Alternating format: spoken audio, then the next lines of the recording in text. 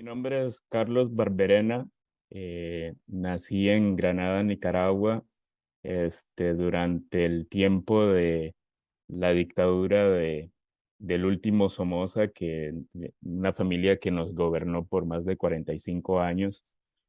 Creciendo, vi siempre como este tipo de imágenes y tuvo un fuerte impacto en el resto de mi vida y como lo van a ver, va a tener también un impacto en mi trabajo.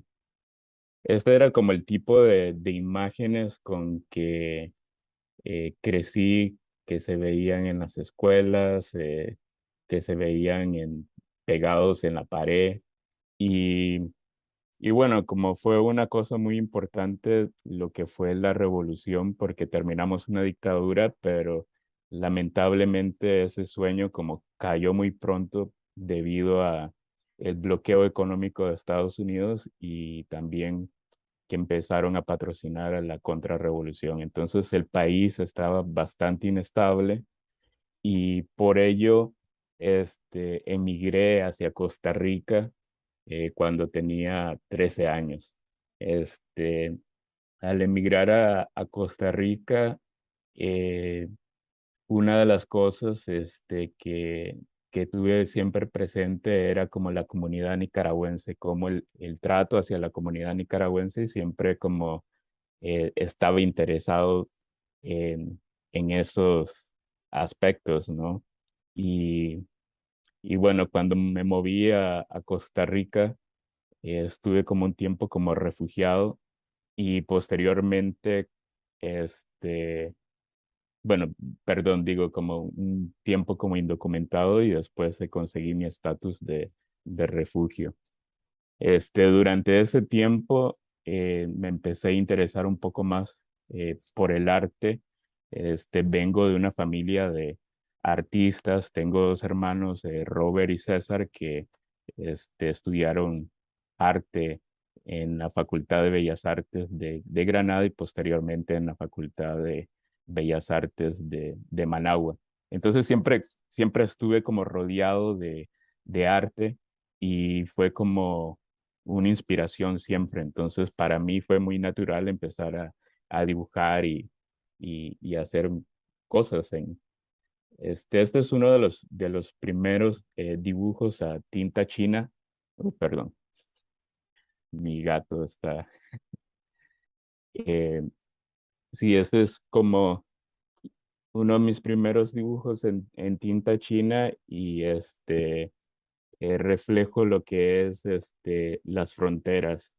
Desde ahí como migrante empiezo como a realizar una serie de trabajos que eh, es como una especie de biografía, pero también este, como, como también como reaccionar a lo a lo que estaba viviendo, ¿no? Entonces, es un río San Juan donde un ave como vuela libremente, donde no hay fronteras.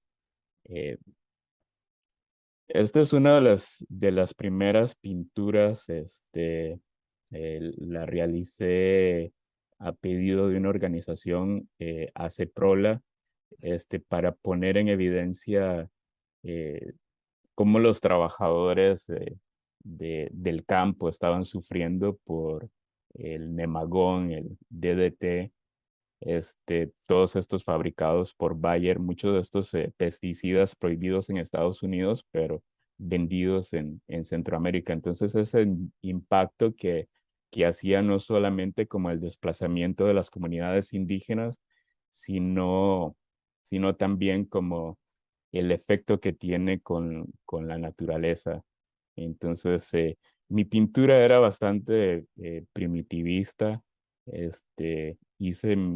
Mi primera exposición fue en uno de los certámenes de Nuevos Valores de Fausto Pacheco en el Centro Cultural Norteamericano y de ahí empecé como a exponer un poco más, pero mi pintura iba como evolucionando poco a poco.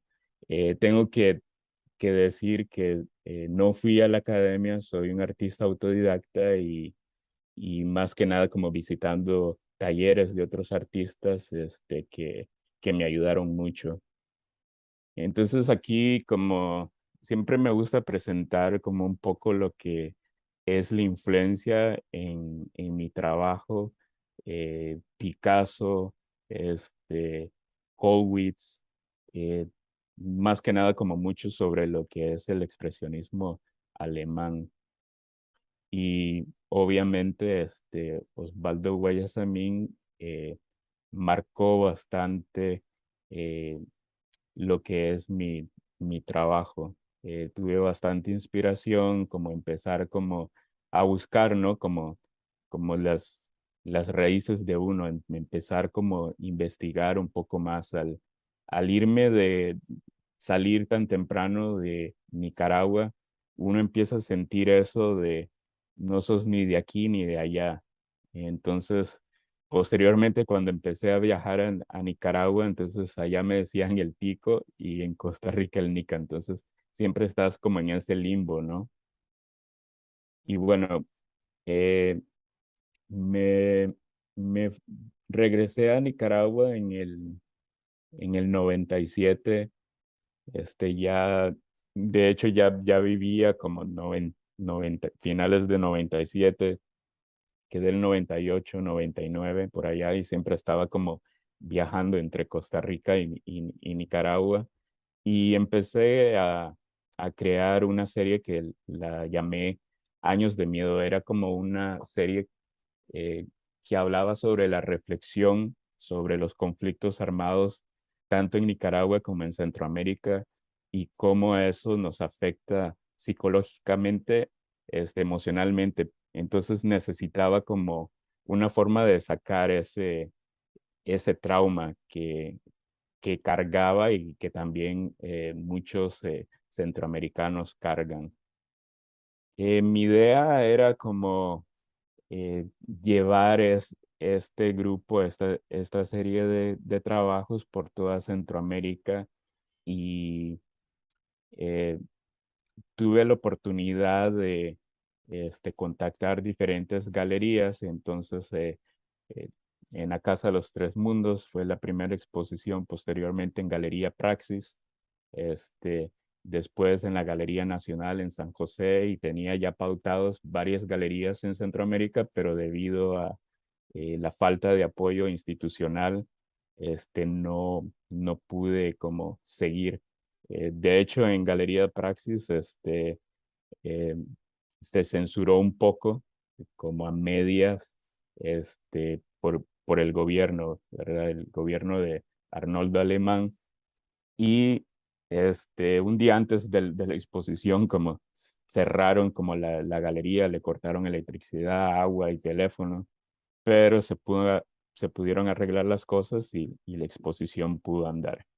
Pero lamentablemente, como movilizar 35 pinturas, muchas veces como de gran formato, es muy difícil, sobre todo pasarlas por las fronteras. Y esta es otra de las obras de esa serie. Esta es una de las obras de los inmigrantes.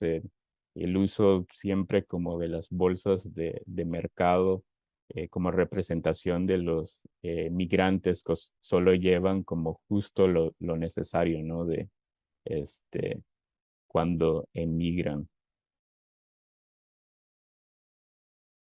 Sí, esto es como otra de las series de migrantes y posteriormente ya en el 2002, eh, viajando en ese viaje entre Costa Rica y Nicaragua, conozco a uno de los fundadores del taller de gráfica en la Casa de los Tres Mundos, un artista alemán que consiguió las prensas que hay en la fundación y me invita a acercarme a uno de sus talleres, y ahí recibo como el primer taller que fue en metal. Me interesó muchísimo como la gráfica, pero también debido a la precariedad de los materiales, era nada más cuando los artistas internacionales visitaban y traían materiales, se podía trabajar, y ya después cuando se iban se terminaba el material y ya no se podía trabajar un poco más. Entonces, como tuve la experiencia de trabajar en metal, pero volví a la pintura. Posteriormente, años después, en el 2017, sale la oportunidad de viajar a México. Ahí en México fui a una residencia al Centro Cultural eh, Colegio Antiguo ex jesuita. Tienen un taller maravilloso y me invitaron para trabajar en lo que era como agua fuerte, que era lo que estaba interesado. Lamentablemente, cuando llegué estaban en huelga porque son subvencionados por el gobierno y tenían como 3 meses que no le pagaban y terminé haciendo litografía. Era la primera vez haciendo litografía y fue como un trabajo muy rápido, ¿no? Como porque ya iban a cerrar el taller y ya tenía que hacer una edición y una residencia de un mes se convirtió en menos de una semana, pero conocí mucha gente en la Ciudad de México. Una pareja de artistas me dio posada en la Ciudad de México y empecé a indagar en todos los museos. Empecé a visitar museos y me encontré con la obra de José Guadalupe Posada, que tuvo como el gran impacto. eh, la obra de él, la sátira, el humor negro, cómo criticaba tanto al clero, a- al gobierno, a su misma sociedad y a él mismo. Entonces eso me atrajo muchísimo eh, en ese aspecto, ¿verdad? Porque mi trabajo venía siendo bastante serio y directo, entonces tenía mucha crítica, no muchas galerías comerciales aceptaban mi trabajo. Entonces eso fue como un cambio de visión a lo que venía planteando. Este, posteriormente a eso, en el 2018, me muevo a Estados Unidos junto con mi esposa y terminamos en, en Chicago, ¿verdad? Pero en ese entonces, como vivíamos en una ciudad que se llama Oak Park, eh, y estaba en ese conflicto entre seguir pintando y buscar algo sobre grabado. Entonces encontré este taller que trabaja como una especie de cooperativa donde los artistas hacen trabajos voluntarios ahí y tienen como un precio muy bajo de pago para usar el equipo ahí. Entonces, en ese tiempo lo que hice fue como hacer como un trueque. Me sentaba en la galería, como atender a los clientes que venían a la galería y al mismo tiempo podía como usar el taller, trabajar. Entonces era como un ojo eh, atendiendo a la gente y otro ojo puesto en mi trabajo, ¿no? Y así aprovechar y producir obra. Posteriormente, eh, retomé lo que era la serie Años de Miedo porque quería que eh, ese trabajo se divulgara un poco más. Entonces, que es una de las cosas muy importantes que tiene el grabado, que es una serie que originales múltiples, entonces puedes, esa es la gran ventaja en la pintura. En el caso mío, con mi serie de pinturas, muchas se quedaron en Costa Rica, eh, ahí como mal vendidas y todo, y algunas como recuperé y las pude como llevar a Nicaragua porque ya además es una pieza única. En cambio, con el grabado puedes como estar exponiendo en diferentes lugares al mismo tiempo, si es posible. Entonces retomé esa, esa serie. Como pueden ver, hay muchas de las influencias de que antes les hablé de Picasso, de Colwitz, Goya. eh, y ese fue como mi primer como portafolio que publiqué. Y a partir de ahí me fui como abriendo eh, bastante dentro de la escena del grabado en Estados Unidos, pero siempre tenía como la misma crítica, ¿verdad? Como el trabajo muy oscuro, bastante depresivo y todo eso. Y entonces decidí como cambiar un poco más. Me invitaron a una exposición en la UCA por el grupo Artefactoría que estaba organizando, entonces era sobre Gaia. Entonces empecé como a hacer una serie de apropiaciones de obras maestras, un tanto como usando esa sátira, ese humor negro de Posada y retomando en estas obras clásicas del arte y sobreponiendo algunos elementos de nuestra vida contemporánea. Entonces, hablando sobre un poco del impacto ambiental que tienen el petróleo y otros químicos que estamos como contaminando el agua, el calentamiento global, etcétera. Y a partir de ahí tuve como una reacción del público un poco más interesado en mi obra. Y de cierta forma, también para mí era como un tipo de crítica porque viviendo en Centroamérica, sobre todo en Nicaragua, como mucho del arte contemporáneo que se estaba viviendo era como un reflejo de lo que se hacía en lo que eran las grandes bienales, y no tanto como sacar un arte como desde adentro. Entonces, en cierta forma, era como una reacción, una venganza de este, estos grandes colonos vienen como a apropiarse de nuestras tierras, de nuestra cultura. Entonces, era como una forma como de, ok, yo también como me apropio, me agarro tu cultura, ¿no? Entonces, fue como una serie común también para crear un tipo de conversación entre el público y y crear más como una conversación abierta, ¿no? No dar muchas respuestas en las imágenes, sino como plantear eso, el por qué está ahí. Muchas veces me planteaba como, eh, ¿qué estaría haciendo ese artista en este momento si estuviera viviendo en, en esta época, ¿no? Entonces, tiene mucho como mi trabajo, incluso entre como lo que es la comida, eh, el desplazamiento también, que tiene mucho que ver con este ciclo de violencia y resistencia, ¿no? Y su relación con la diáspora. Sí, esta es como una de las obras como más como emblemáticas de esa serie.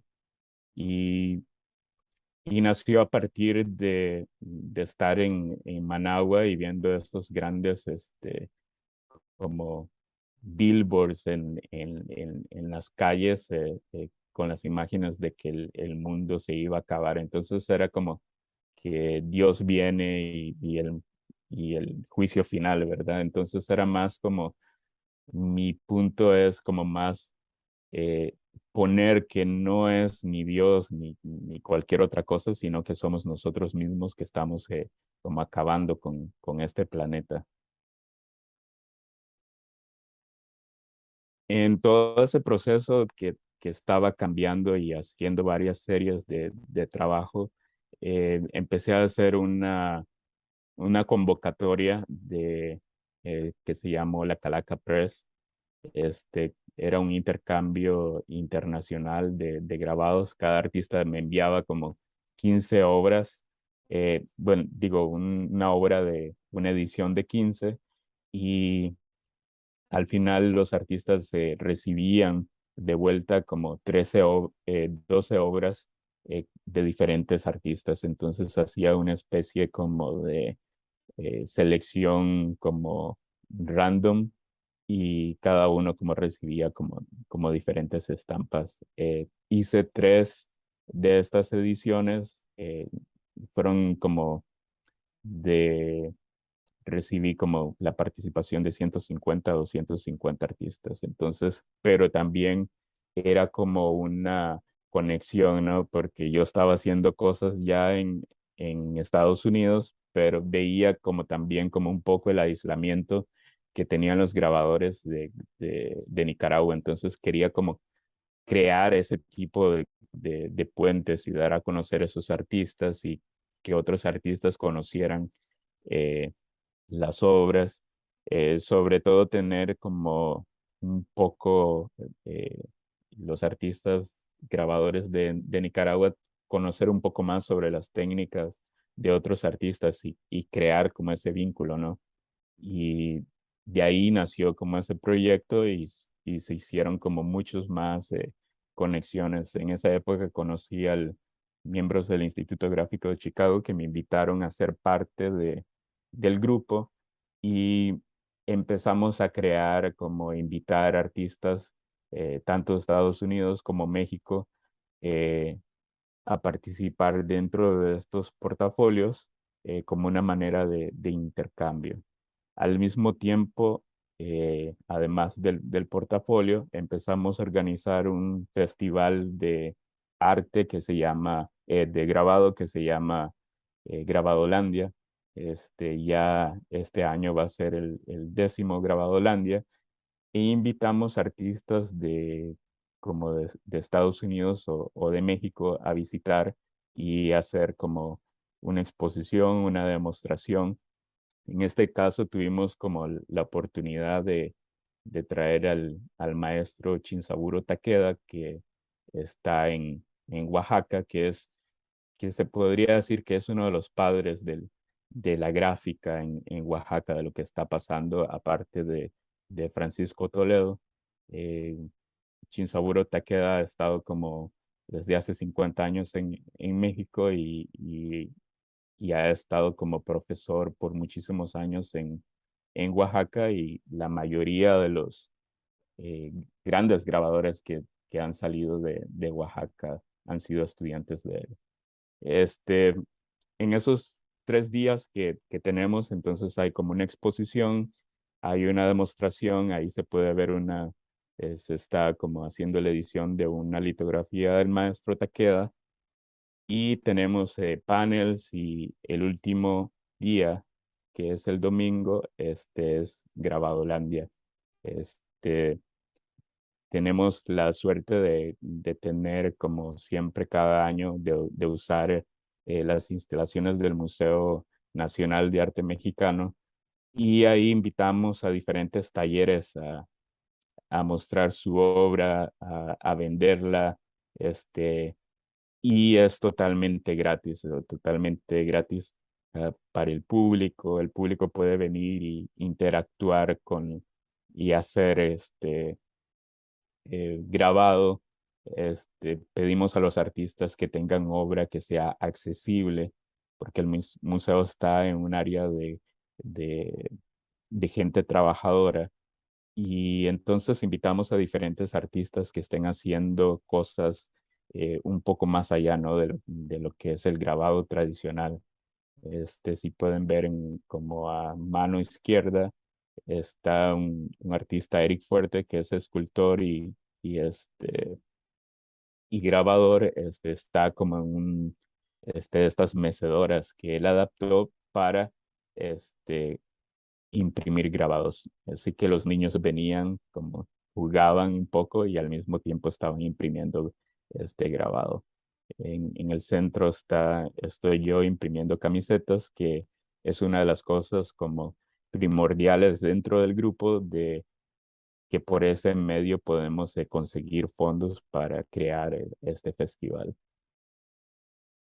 Y bueno, y después hay un poco más como de la obra, como mencionaba anteriormente, como mi obra tiene mucha conexión entre lo que es la represión, la resistencia y su conexión con la diáspora. Entonces, muchos de los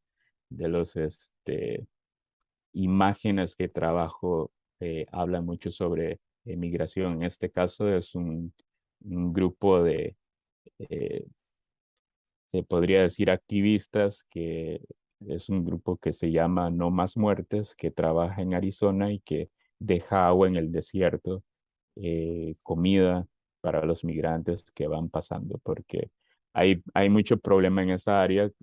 La policía de frontera hace como presiona mucho un punto para que los migrantes vayan a puntos donde son demasiado peligrosos y que mueran pasando la frontera.